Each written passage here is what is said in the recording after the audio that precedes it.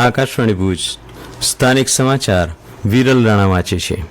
અમદાવાદની વિમાન દુર્ઘટનામાં અત્યાર સુધી કુલ 47 મૃતકોના ડીએનએ નમૂના મેચ થયા છે અને અત્યાર સુધી 25 મૃતદેહ પરિવારજનોને સોંપાયા છે। સિવિલ હોસ્પિટલના એડિશનલ સુપ્રિન્ટેન્ડન્ટ ડોક્ટર રજનીશ પટેલે જણાવ્યું કે અમદાવાદના 8, વડોદરાના 5, મહેસાણાના 4, આણંદના 2 જ્યારે ખેડા, અરવલ્લી, બોટાદ, ઉદયપુર અને જોધપુરના 1 મૃતદેહનો સમાવેશ થાય છે। જે મૃતકોના ડીએનએ નમૂના મેચ થયા છે તેમના પાર્થિવ દેહને પરિવારજનોને સોંપવામાં આવી રહ્યા છે। પૂર્વ મુખ્યમંત્રી વિજય રૂપાણીના ડીએનએ પણ મેચ થયા છે અને સદગત રૂપાણીનો મૃતદેહ હેલિકોપ્ટર મારફતે રાજકોટ લઈ જવામાં આવી રહ્યા છે।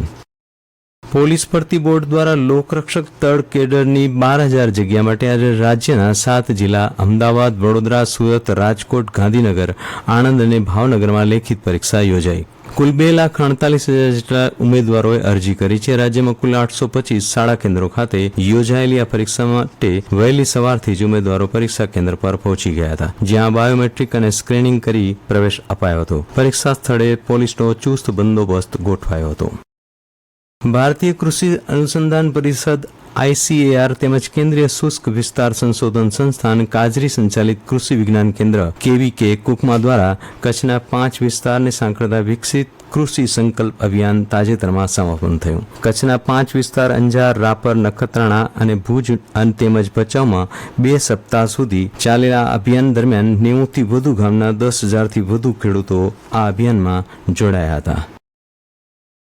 માંડવી તાલુકાના ભોજાય ટ્રસ્ટ દ્વારા આજે નખત્રાણા ખાતે સવારે નેત્ર નિદાન કેમ્પ યોજાયો હતો। આ કેમ્પમાં આંખને લગતા મોતિયો, જામર, વેલ, આંખ લાલ થવી જેવા રોગોની તપાસ કરવામાં આવી હતી। આ કેમ્પમાં કુલ 113 દર્દીઓનું આંખનું નિદાન કરવામાં આવ્યું હતું। દર્દીને દવા તેમજ આંખના ટીપા નિઃશુલ્ક અપાયા હતા। તપાસ દરમિયાન 39 દર્દીઓને મોતિયા તેમજ વેલના ઓપરેશનની જરૂર જણાતા આંખના નિષ્ણાત ડોક્ટર દ્વારા આવા દર્દીઓને સંસ્થા દ્વારા નિઃશુલ્ક ઓપરેશન કરી આપવામાં આવશે તેવું સંસ્થાની એક યાદીમાં જણાવાયું છે।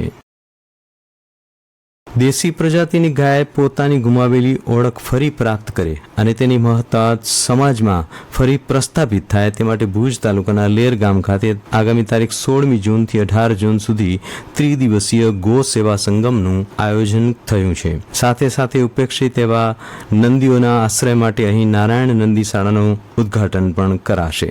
આ ગો સેવા સંગમ દરમિયાન પ્રતિદિન 4 થી 5,000 લોકો ઉપસ્થિત રહે તેવો અંદાજ છે। આ કાર્યક્રમમાં ગો કથાનું રસપાન, ગો સેવા વિષય પર વક્તવ્ય, ગાયની ખેતીમાં મહત્વ વિશે વ્યાખ્યાન યોજાશે। સત્ર દરમિયાન ગાય અને પ્રાકૃતિક ખેતીમાં વિશેષ પ્રદાન કરનારા એવા તમામ લોકોને સન્માનિત કરવામાં આવશે। માંડવી તાલુકાની બિરડા ગામની માનસી સંસ્થા દ્વારા 6 મહિનાથી 10 વર્ષની વયના 1 થી વધારે માનસિક સાથે શારીરિક અપંગતા ધરાવતા બાળકો માટે પ્રતિવર્ષ દર બીજા મહિને અર્લી ઇન્ટરવેન્શન કેમ્પનું આયોજન કરવામાં આવ્યું છે। આ કાર્યક્રમનું આગામી તારીખ 21મી જૂનના રવિવારના સંસ્થાના પ્રાંગણમાં બિરડા ગામ ખાતે યોજાશે તેમ સંસ્થાની એક યાદીમાં જણાવાયું છે।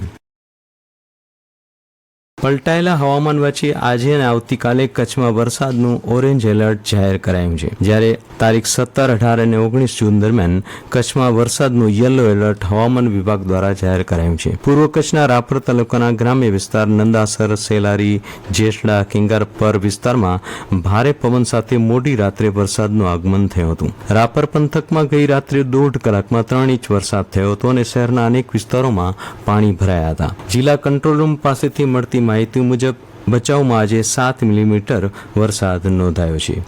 હવામાનની જાણકારી સાથે જ સ્થાનિક સમાચાર પૂરા થયા। નમસ્કાર।